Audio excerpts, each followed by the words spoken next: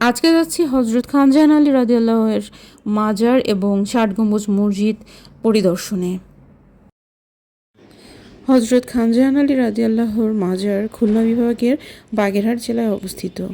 বাগেরহাট জেলায় যে কয়জন বিশিষ্ট ব্যক্তিদের মাধ্যমে বাংলাদেশের সুপরিচিতি লাভ করেছে হজরত খানজাহান আলী রাদিয়াল্লাহু, তাদের মধ্যে অন্যতম।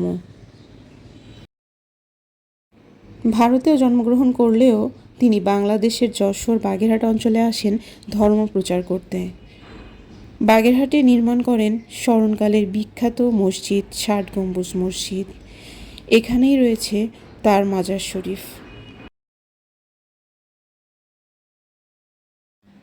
খানজাহান আলী দিল্লিতে এক সম্ভ্রান্ত পরিবারে জন্মগ্রহণ করেন।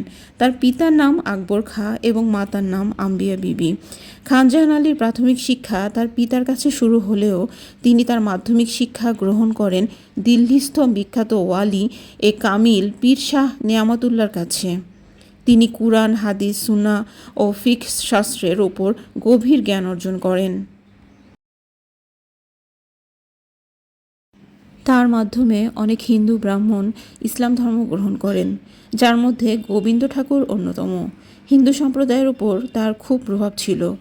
ইসলাম ধর্ম গ্রহণের পর তার নাম রাখা হয় মোহাম্মদ আবু তাহের। শেষ জীবন পর্যন্ত গোবিন্দ ঠাকুর বা মোহাম্মদ আবু তাহের হজরত খানজাহান আলী রাদিয়াল্লাহুর সাহচর্যে থেকে তার প্রতিষ্ঠিত রাজ্য খলিফাবাদ রাজ্যের প্রধানমন্ত্রীর দায়িত্ব পালন করেন।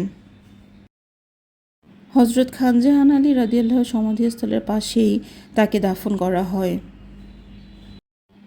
হজরত খানজাহান আলী রাদিয়াল্লাহু কর্তৃক নির্মিত অপূর্ব কারুকার্যময় খচিত ৫ শতাব্দীরও বেশি কালের পুরাতন বিশালায়তন এই মসজিদটি তার দরগাহ হতে প্রায় ১.৫ কিলোমিটার পশ্চিমে অবস্থিত।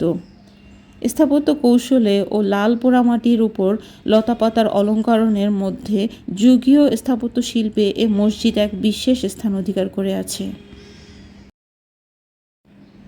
৬০ গম্বুজ মসজিদ নাম দেওয়া হলেও মূলত গম্বুজের সংখ্যা ৮১টি।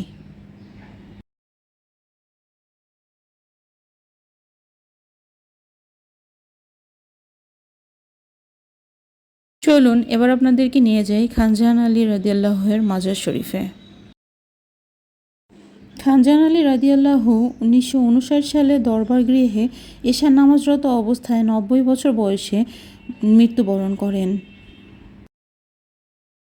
মৃত্যুর পর ওনাকে খানজা আলী দিঘির উত্তর পাড়ে সমাহিত করা হয়, যেখানে তার সমাধিসৌধ নির্মাণ করা হয়েছে, যা খানজাহান আলীর মাজার নামে পরিচিত।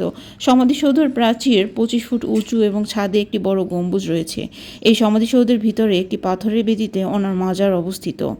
মাজারের স্থাপত্য শৈলীর সাথে ৬০ গম্বুজ মসজিদের বেশ মিল রয়েছে। প্রতি বছর বাংলা বর্ষপঞ্জির ২৫ অগ্রহায়ণ মাজার প্রাঙ্গণে বার্ষিক ওরস শরীফ অনুষ্ঠিত হয়। এই মাজারের পাশেই রয়েছে একটি দিঘি। প্রায় ৬০০ বছর ধরে বংশ পরম্পরায় বসবাস করে আসা মিঠা পানির সর্বশেষ উন্মুক্ত আবাসস্থল বাগেরহাটের হজরত খানজাহান আলীর মাজার দিঘি। এই দিঘির পানি যাতে নষ্ট না করতে পারে কেউ, সেজন্য এই দিঘিতে একজোড়া মিঠা পানির কুমির ছেড়ে দেওয়া হয়। ধলাপাহাড় কালাপাহাড় নামের কুমির দুটো ১০০ বছর ধরে বেঁচে ছিল। ২০২৩ সালে কুমির দুটো মারা যায়। আজকের ব্লগটি আপনাদের কেমন লাগলো আমাকে অবশ্যই জানাবেন এবং বেশি বেশি করে আমার ভিডিওগুলো শেয়ার করবেন এবং আমার পেজের সাথে থাকবেন। আল্লাহ হাফেজ।